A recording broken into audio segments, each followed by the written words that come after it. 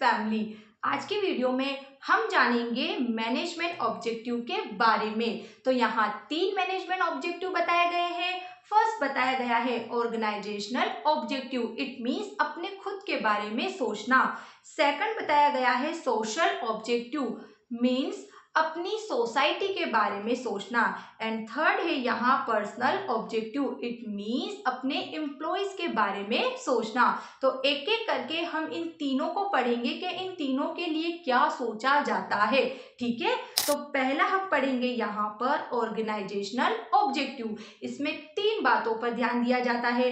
Number 1 survival, number 2 profit and number 3 growth के बारे में। तो फर्स्ट हम पढ़ते हैं सर्वाइवल के बारे में।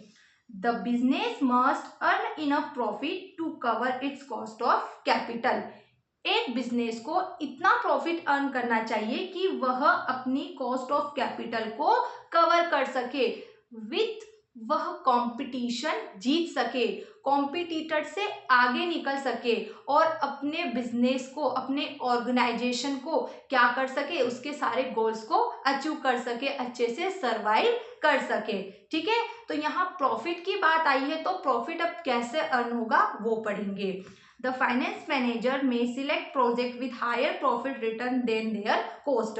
जो फाइनेंशियल मैनेजर होता है उन्हें ऐसा प्रोजेक्ट सिलेक्ट करना चाहिए जिसमें मिनिमम कॉस्ट हो एंड मैक्सिमम आउटपुट हो, क्योंकि आउटपुट होगा तो प्रॉफिट होगा। ठीक है, तो एक बात तो ये हो गई। सेकंड बात होती है कि हमें प्रॉफिट कब होता है, इन्वेस्टमेंट से।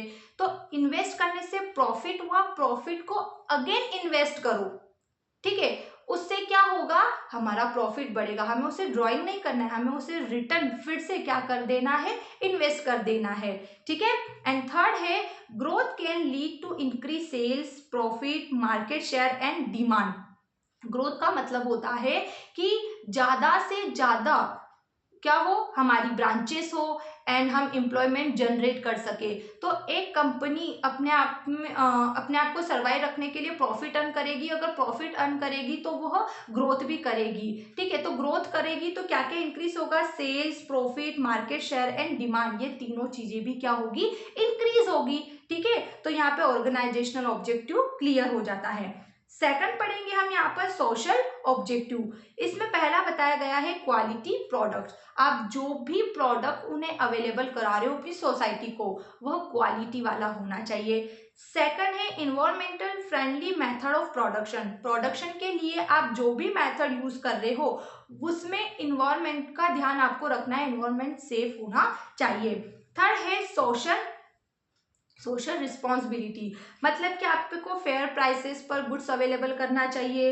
सोसाइटी को बेनिफिट हो ऐसी गुड्स आपको अवेलेबल करानी चाहिए। Employment generation, it means create employment opportunity. आपको ज़्यादा से ज़्यादा एम्प्लॉयमेंट देना चाहिए, जिससे क्या करेंगे, एम्प्लॉयज अपने लिविंग स्टैंडर्ड को मेंटेन कर सकेंगे। सोशल ग्रोथ करनी चाहिए एंड कम्युनिटी सर्विस, मतलब आपको without pay to help in the community, आपको बिना पैसों के कुछ सेवा भी करनी चाहिए। ठीक है, तो ये सारे काम आपको करने चाहिए एक समाज के लिए। फिर paying tax on time, government को टाइम पर टैक्स पे करना चाहिए। इम्प्रूव लिविंग स्टैंडर्ड, अपने जितने भी एम्प्लॉयज हैं उनके बारे में सोचना। मेंटेनिंग सेफ्टी एंड लास्ट है maintaining good relation with labour union, अपनी लेबर यूनियन के साथ गुड रिलेशन मेंटेन करना चाहिए। ठीक है, एंड लास्ट है इसमें पर्सनल ऑब्जेक्टिव। पर्सनल ऑब्जेक्टिव मतलब अपने एम्प्लॉयज के लिए वो क्या सोचते हैं। तो कॉम्पिटिटिव सैलरीज उन्हें देना चाहिए, incentive and other monetary benefits जितने भी है वो सारे उन्हें देना चाहिए। Social and safety needs, self respect and respect for अपनी colleagues, promotion, training and other opportunity for personal growth and development, उनके डेवलपमेंट के लिए उन्हें सभी प्रकार की अपॉर्चुनिटी देना चाहिए। ठीक है, तो यहाँ हमारे मैनेजमेंट ऑब्जेक्टिव क्लियर हो गए और आपको जो भी डाउट है आप जल्दी से उसे पूछें ताकि मैं आपके लिए नेक्स्ट वीडियो लेकर आ सकूँ। Thanks for watching this video, bye bye.